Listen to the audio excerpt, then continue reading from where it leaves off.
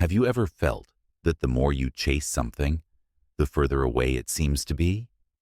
The more you try to hold on to it, the more it slips away. The more you fear losing it, the more that fear dominates you. And when you realize it, you are exhausted, not by life itself, but by the constant tension of trying to control everything, all the time. Today, I want to introduce you to an idea that can change the way you desire. It is not about giving up your dreams, but about learning to desire with lightness, without getting trapped in the anxiety of achieving. Before continuing, think about something you have been looking for with intensity. Maybe a new professional stage, a deeper relationship, a turn in your financial life. Now ask yourself honestly, why do I want that? What am I hoping to feel when that happens? And above all, what is preventing me from receiving it now? Maybe the problem is not your goal, but the weight you have put on it. The Stoics taught that inner freedom is born when we stop trying to control what does not depend on us. And that is what we are going to talk about today.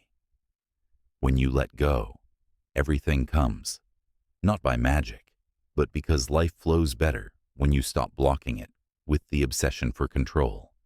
Just before we start, like, comment and share so that this energy reaches someone else as well. It depends on you. Let's begin. 1. The paradox of the search. The more you try to force peace, the more chaos you create. The more you try to control everything, the more out of control you feel. That is the paradox of the search. Excessive effort becomes the obstacle. Epictetus said, "Do not seek for things to happen as you want them to. Desire them to happen as they must happen, and you will have peace." But most of us do the opposite. We insist on pushing life with force. We try to accelerate time. We demand immediate answers. We ask for guarantees. And when the world does not respond as we expected, we sink into frustration. The peace you are looking for is not in force. It is in surrender.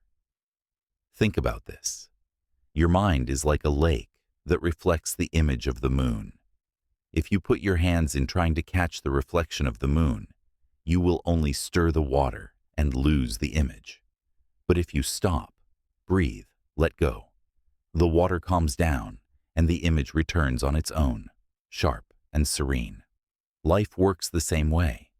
What you try to control with anxiety escapes you. What you receive with confidence flows. Letting go is not giving up.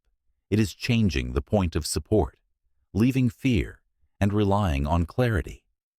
When you leave behind the obsession for control, something inside you reorganizes. Anxiety weakens, tension disappears, and what once seemed unattainable begins to approach naturally. This is not magic.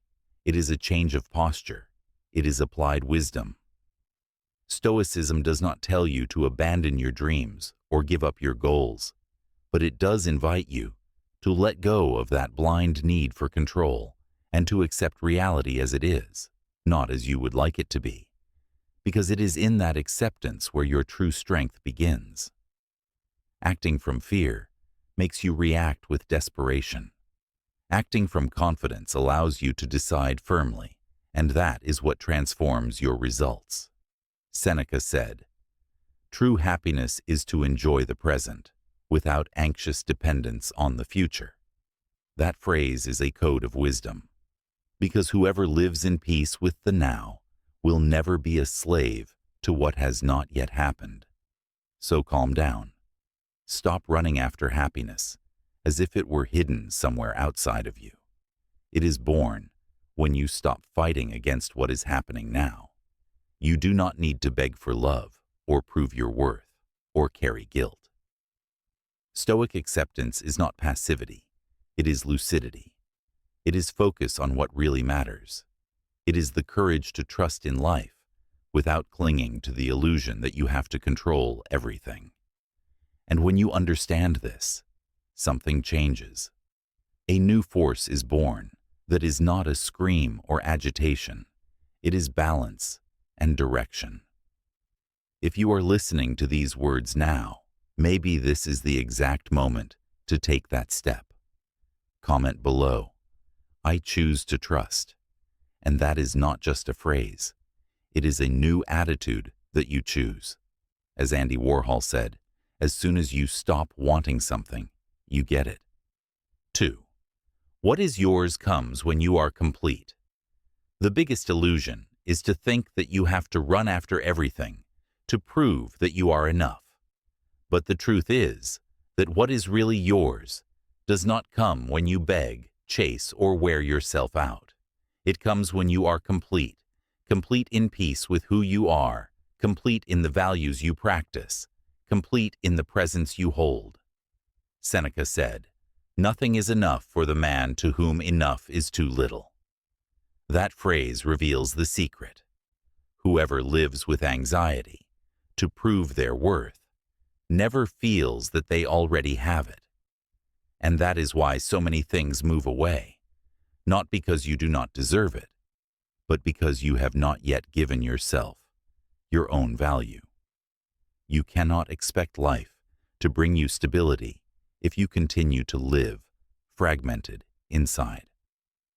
You cannot expect a balanced relationship if you live abandoning yourself to please everyone around you. You cannot expect abundance if you continue to act like someone who sabotages themselves in silence. It is in your totality that the world finds a point of support. It is when you stop begging for presence and start cultivating self-love. It is when you stop screaming for attention and begin to respect yourself in silence. And when you live like this, complete, even with scars, even in process, life recognizes it. It meets you halfway and gives you what was already yours, not out of pity, but out of coherence. 3. The energy of lack attracts more scarcity. There is a type of energy that goes unnoticed, but that defines what you attract, the energy of lack. When your mind only sees what is not there, the love that did not arrive, the money that did not appear, the recognition that did not come, it enters a state of chronic need. And the problem is not to desire. It is to live from absence. It is to wake up every day with the feeling that something essential is missing, and let that determine your mood, your attitude, your decisions. Epictetus said, "Men are disturbed not by things, but by the views which they take of them." And the most dangerous opinion you can feed is, "I will only be happy when..." That belief creates an invisible cycle. The more you think about what you lack, the more you reinforce that scarcity as part of your identity. It is like in an ancient fable. Two creatures travel the same path. The first, a fly, lands only where there is dirt. It sees trash in every corner, noise in every gesture, a flaw in every person. And when asked what it found along the way, it answers with contempt, "Nothing worthwhile, only rot." The second, a bee, makes the same journey, but it lands where there are flowers. It sees color, aroma, life, and when asked what it found, it smiles and says, "The most beautiful flowers of the season." The difference, the world was the same, but the look was different. That is how your mind works. What you focus on expands. If you only look at what you lack, you reinforce the idea that nothing is enough. But if you train your gaze to see what you do have, what you can create, what still flourishes, reality begins to change. The mind focused on scarcity does not see opportunities. It only confirms its own shortcomings. But when you change the focus from what you lack to what you can build, from what you do not have to what you can offer, something powerful happens. You go from being an emotional beggar to becoming the creator of your own reality. Letting go of scarcity is an act of courage, not because it disappears immediately, but because you decide to stop feeding it. Abundance begins as an internal state before becoming an external result. Therefore, instead of repeating, "I need this to be happy," change to, "I am already everything I need to begin," and observe what changes. Because when you let go of the identity of lack, you begin to live as someone who already has, and the world responds to that. 4. Live as if it were already real. You do not attract what you desire with anxiety. You attract what you live with coherence.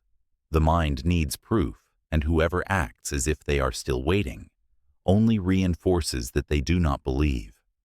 But when you start walking as someone who already knows where they are going, something changes. You change the frequency. It is not magic, it is mentality. Do you want confidence? Act like someone trustworthy. Do you want to be respected? Stand firm with dignity. Do you want to attract good relationships? Become a safe space. Epictetus said, "First say to yourself what you would be, and then do what you have to do." That is the key. Many people wait to feel in order to act, but the real movement begins in the opposite direction. First, you act, and the feeling comes later. If you want to live in abundance, practice gratitude. If you want to live in love, practice presence. If you want to live in peace, stop sabotaging yourself with old stories. You do not need to wait for the world to change. You need to change the energy with which you present yourself.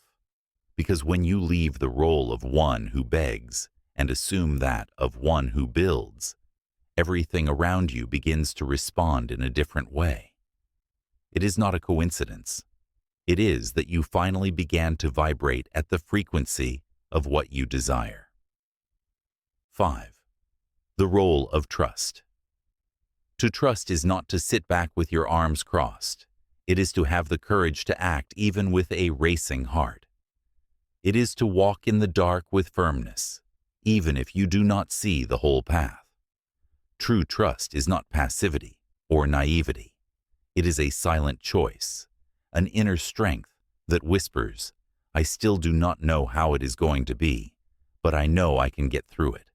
Epictetus said, "We are disturbed not by events, but by the views which we take of them." And it is precisely there that trust manifests itself. It begins when you change the way you face what is beyond your control.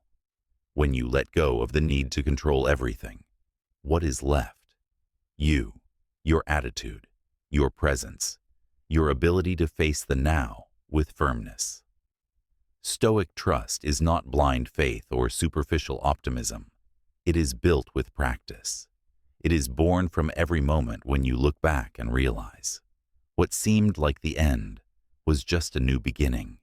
What broke you shaped you. What got out of your control taught you more than everything that went well. And at this point, the wisdom of Alan Watts fits perfectly. When you try to stay on the surface of the water, you sink. But when you try to sink, you float. That is trust. When you stop fighting against the present moment, the moment begins to support you. When you trust, your mind calms down. You no longer waste energy trying to foresee the unpredictable. You no longer wear out your peace trying to control every person, every detail, every response. You breathe more calmly because you finally understand. Your role is to give your best. The rest is not in your hands. Marcus Aurelius wrote, "Receive without arrogance, let go without attachment." It is exactly that. To trust is to let go of what does not belong to you. It is to invest your strength where it can really transform. And you know what happens when you live like this? You stop suffering in advance. You sleep better. You listen more, and you become more present, more complete, more free. You make mistakes with more lightness because you do not demand perfection from yourself. You live with more peace, not because everything has been resolved, but because you became strong enough to continue, even when everything is still uncertain. So today, do not demand answers. Do not try to guess the future. Just take the next step with firmness, with awareness, and with calm. That is the role of trust, to walk even without guarantees. 6. How to apply calm in real life. Understanding is the first step, but living it is what transforms. Talking about letting go, trusting, living in the now sounds nice, even inspiring. But how do you do it when the bill is due tomorrow, when the heart still hurts, or when everything is moving forward out there and you feel like you are being left behind? This is where Stoicism ceases to be theory and becomes muscle. And the first lesson you should practice every day is this: calm is not born from control, it is born from clarity, and clarity requires presence. Before trying to completely change your world, simply stop and observe. Look with sincerity at what is holding you back and ask yourself, what am I trying to force? What am I not willing to lose? Sometimes it is a person who left, and you want to get them back at all costs. Sometimes it is an ideal that no longer serves you, but that you insist on maintaining out of pride. Sometimes it is a memory that still hurts, and that you are not willing to forgive. And sometimes it is just fear of starting over.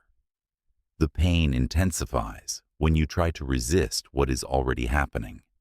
But something changes when you admit, with honesty, this is where I am, and although it may not be where I would like to be, it is from here that I can begin. Do you want a real example? Imagine someone who has just ended a relationship. The desire to get the partner back, to reverse everything, to go back to what it was, seems uncontrollable. But the calm begins when that person has the courage to say, it's over.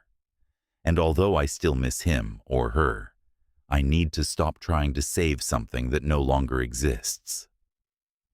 That does not mean ignoring the pain. It means understanding that besides sinking into it, there is another option. To get up, breathe, take care of yourself, stop running after what was, and start walking towards what can still be.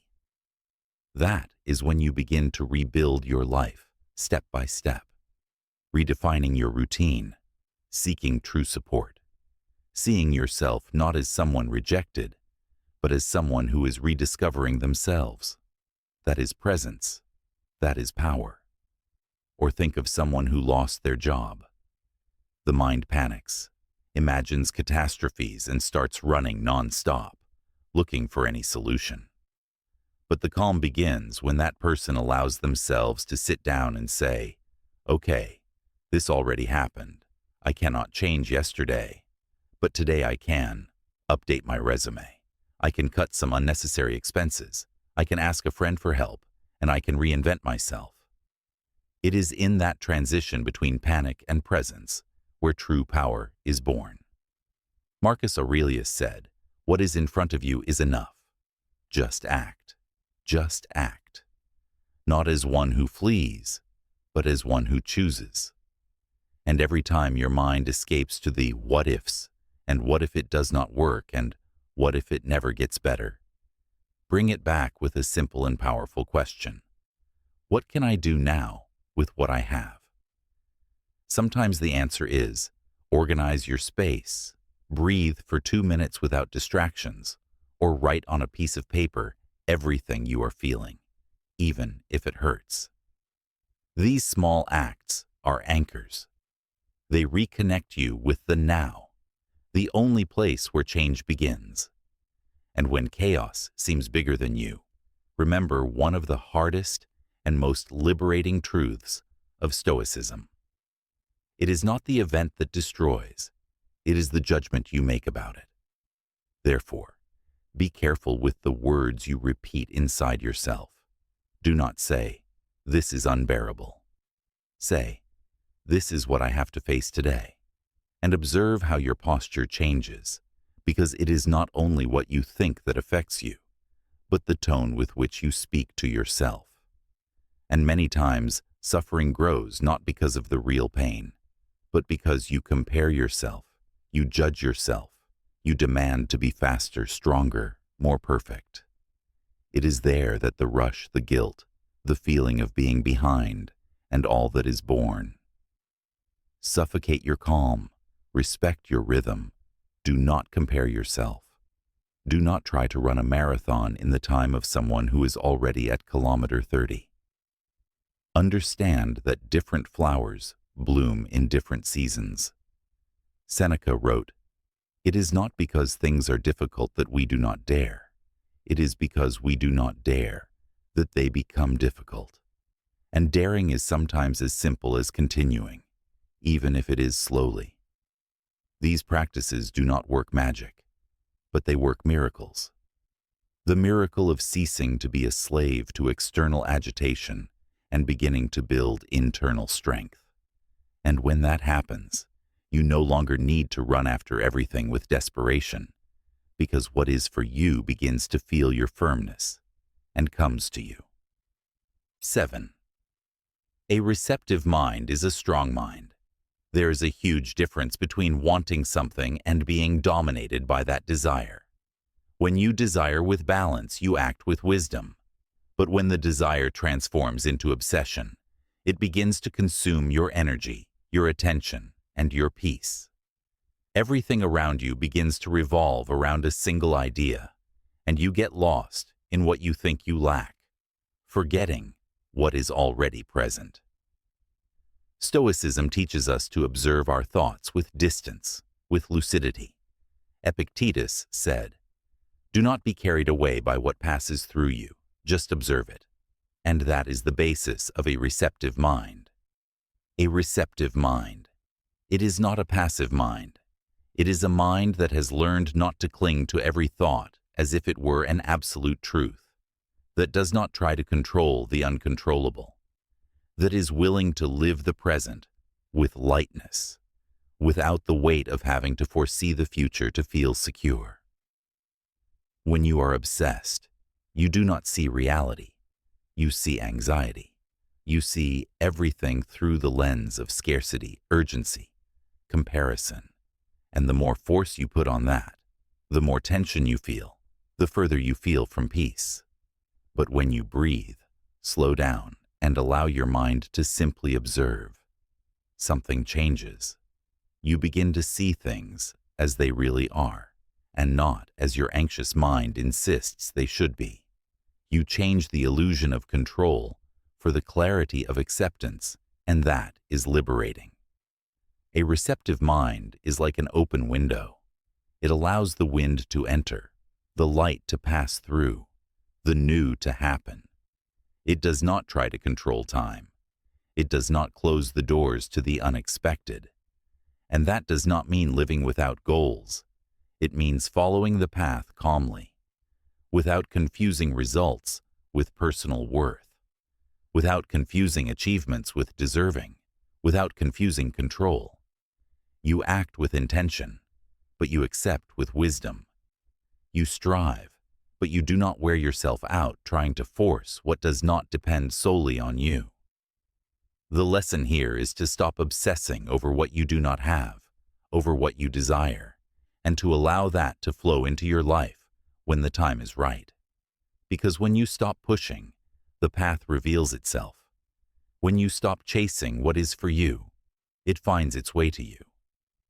The Stoic mind, when it is receptive, becomes more attentive to what matters, more sensitive to the present, more open to the signs of life, to those small miracles that only those who slow down can perceive.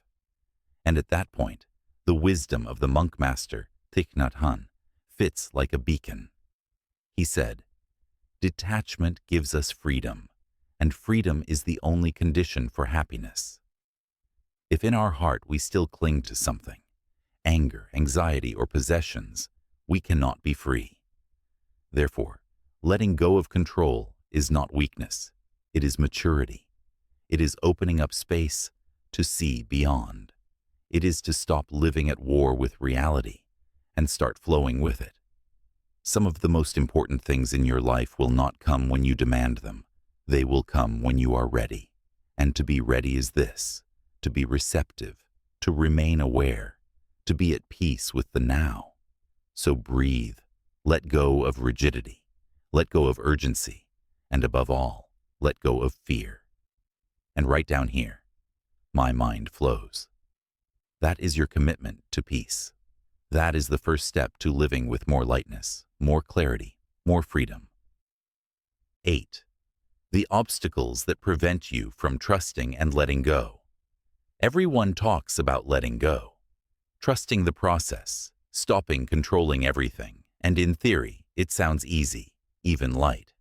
But in practice, when the real moment comes to let go of someone, to stop insisting on a situation, to accept that you no longer have control, something inside you resists. That resistance is internal and almost always appears disguised as self-protection, as if insisting on chaos were safer than facing the emptiness of a new beginning. But deep down, that is precisely what keeps you trapped. One of the first obstacles we feel is fear. Fear of losing, of failing, of letting go and being left with empty hands. But think honestly, how many times have you clung to something so tightly that you did not realize how much it was suffocating you? It is like grabbing a thorn tightly. The more you are afraid of letting go, the more it hurts.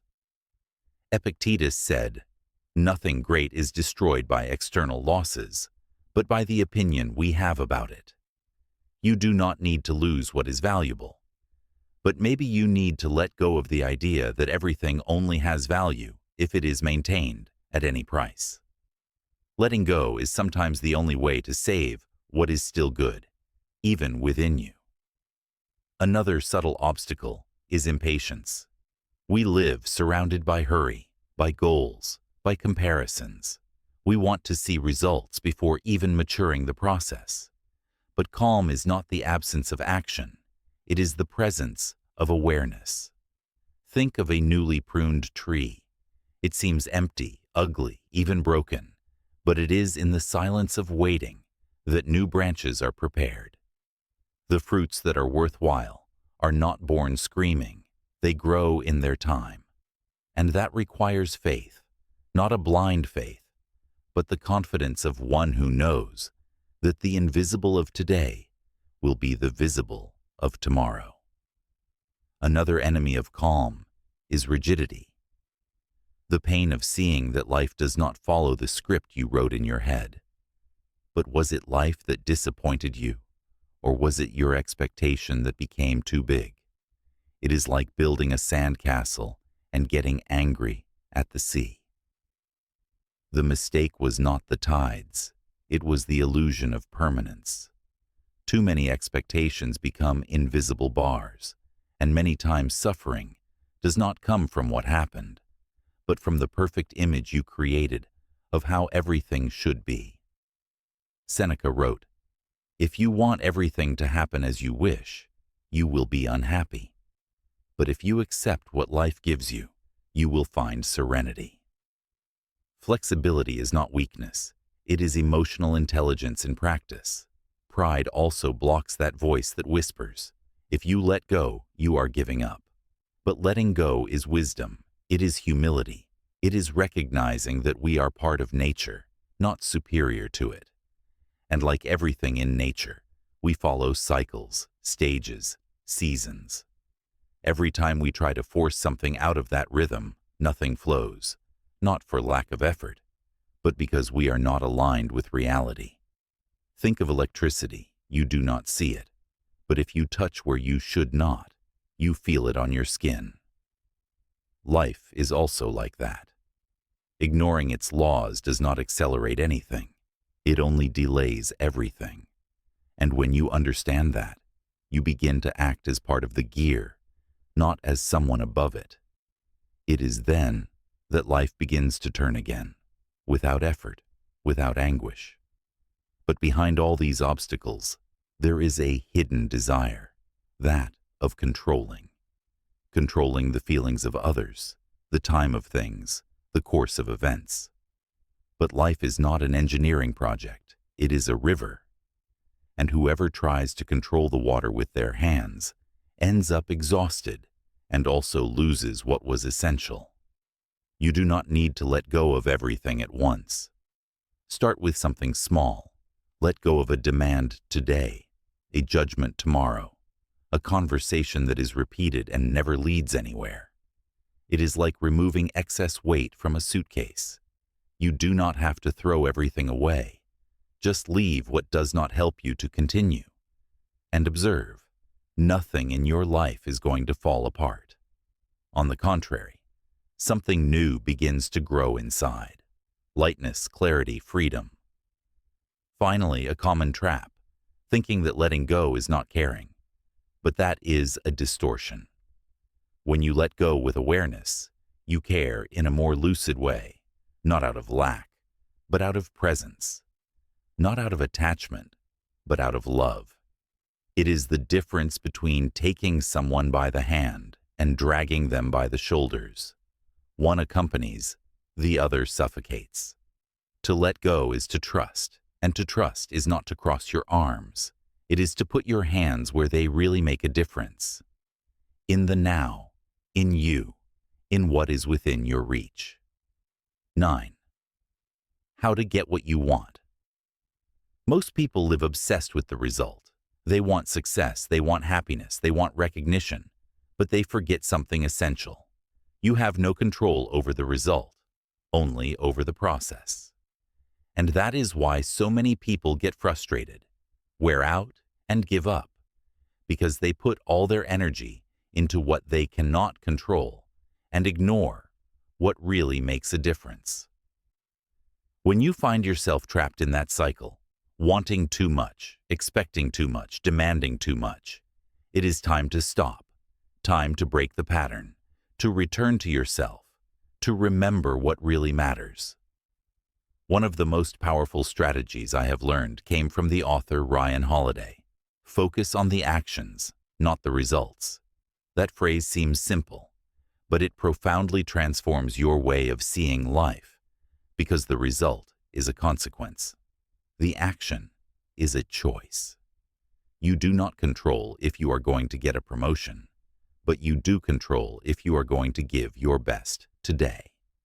You do not control if you are going to be loved, but you do control if you are cultivating healthy relationships. You do not control when things are going to happen, but you can make sure you are ready when they arrive. Stoicism always taught that. Do not waste time wishing the world would give you something. Give yourself to the world with your best version, with action, with focus, and with presence. The more you cling to the desire to get there, the further away everything seems. The more you give yourself to the now, to what you can do, the faster the path is built. Maybe you will not get everything when you expected, but if you keep sowing with consistency and clarity, what is for you will flourish, not by chance, but because you acted with purpose. Therefore, trust yourself. Believe that you deserve to get where you dream, but focus your energy on what you can do now, not on what you do not yet have. Free yourself from the weight of expectation and change it for the strength of commitment. The more you think about success, the less it happens. The more you act with intention, the more success approaches in silence. Sometimes, what you are looking for so much is right in front of you, just waiting for you to slow down, open your heart, and allow yourself to receive without trying to control. When you do that, life begins to happen, not because you demand it, but because your peace invites it. And it is precisely at that point where the wisdom of Viktor Frankl fits like a direct arrow. Do not aim at success. The more you aim at it and make it a target, the more you are going to miss it. For success, like happiness, cannot be pursued. Happiness must ensue, and the same holds for success. You have to let it happen by not caring about it. Then you will live to see that in the long run, success will follow you precisely because you had forgotten to think of it. That is the twist. Let go, act, and let everything happen. Life does not need to be forced. It flourishes when you stop resisting and start living with presence. Thank you for having come this far. If this video helped you to see things from another angle, I invite you to subscribe to the channel. Here we continue together, reflecting, growing, and building inner strength. We've journeyed through the wisdom of letting go, of trust, and of finding peace in the present moment. But wisdom is not just about understanding, it's about practice. Now, we move from the why to the how. How do we build that inner citadel, brick by brick, so that it stands firm against the storms of life? Here are 3 foundational practices from the Stoics toolkit. The first tool is a simple but life-altering question. Is this within my control? The Stoics believed that our suffering comes not from events themselves, but from trying to control what is inherently uncontrollable: the opinions of others, the weather, the past, the future. You cannot control whether someone returns your love, but you can control how loving and virtuous you choose to be. You cannot control a sudden traffic jam, but you can control your reaction to it, choosing calm over rage. This is not about passivity. It is about strategic wisdom. It's about focusing your immense energy only on the things you can change: your thoughts, your judgments, and your actions. For the next 24 hours, apply this filter to every frustration. Before you react, ask yourself that question. You will find that most of your anxiety is tied to things far outside your command. Let them go. Focus on your move, not the entire chessboard. The second tool feels counterintuitive. The Stoics would take time each morning to imagine things going wrong, not to invite disaster, but to prepare for it.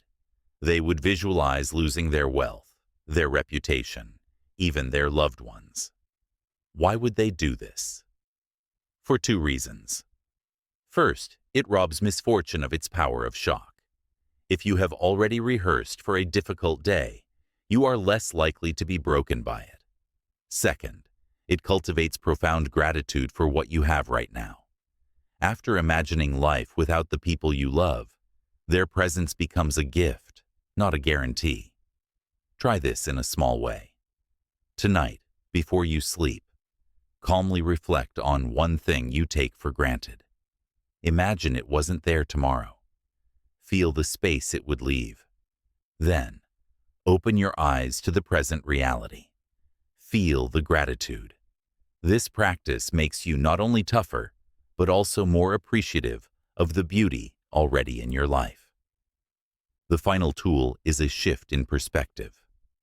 The Stoics believed that every obstacle, every challenge, every setback contains a hidden opportunity to practice a virtue: patience, courage, wisdom, justice.